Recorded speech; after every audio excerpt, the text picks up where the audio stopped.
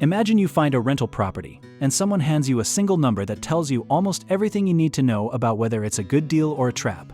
That number is called the cap rate, and once you understand it, you'll never look at real estate the same way. Again, cap rate stands for capitalization rate, and it sounds fancy, but the idea is surprisingly simple. It basically asks, if you paid cash for this property, how much money would it make you back every single year? Here's the formula. Take the property's net operating income, which is the rent it earns after you subtract expenses like taxes, insurance, and maintenance, then divide that by the purchase price.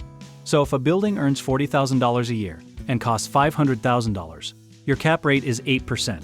Now here's where it gets interesting, because a higher cap rate doesn't automatically mean great deal, the way a sale at Target does. A higher cap rate often means more risk, like buying a rental in a neighborhood where tenants are harder to find or the building needs serious work. Think of it like this. A treasury bond pays you a low, boring, predictable return because it's basically the safest thing on earth. A sketchy apartment building in a rough area might promise you a 12% cap rate, but that's the universe charging you a risk fee.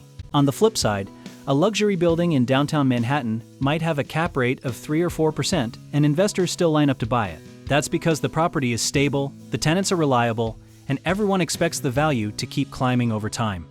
So cap rate is really a conversation between risk and reward, and the market is always whispering that conversation to you in real time.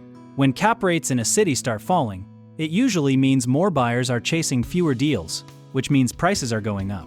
Here's a mistake a lot of new investors make. They compare cap rates between completely different markets and wonder why the numbers don't match. A 6% cap rate in Memphis and a 6% cap rate in San Francisco are almost entirely different animals because the risks, the growth potential, and the types of tenants are worlds apart. You also have to be careful about what's baked into that net operating income number, because sellers have been known to be creative. Some will leave out vacancy costs, or forget to mention that the roof is one rainstorm away from becoming a swimming pool. The cap rate also doesn't care about your mortgage, which is both its superpower and its blind spot. It tells you how the property performs on its own, but it won't tell you whether your loan payment is going to eat all your profits alive. Investors use cap rate to compare deals quickly, almost like speed dating for buildings. You can look at 20 properties in an afternoon and use cap rate to narrow it down to the 2 or 3 worth a second date.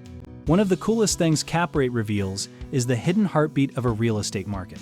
When cap rates compress, meaning they get smaller, it's a signal that confidence in that market is rising and money is flooding in. The irony is that most people think real estate investing is all about finding the prettiest building or the trendiest neighborhood, when really it's about understanding a few clean numbers. Cap rate is one of those numbers that quietly separates the investors who build wealth from the ones who just buy expensive problems. You don't have to be a Wall Street genius to use this. You just have to understand that every property is really just a math problem wearing a set of stairs and a front door. Once you start seeing buildings as income machines with a measurable rate of return, the whole game changes for you. If you want to keep learning how to analyze deals, understand markets, and make smarter money moves, check out our links in the description to see everything we do.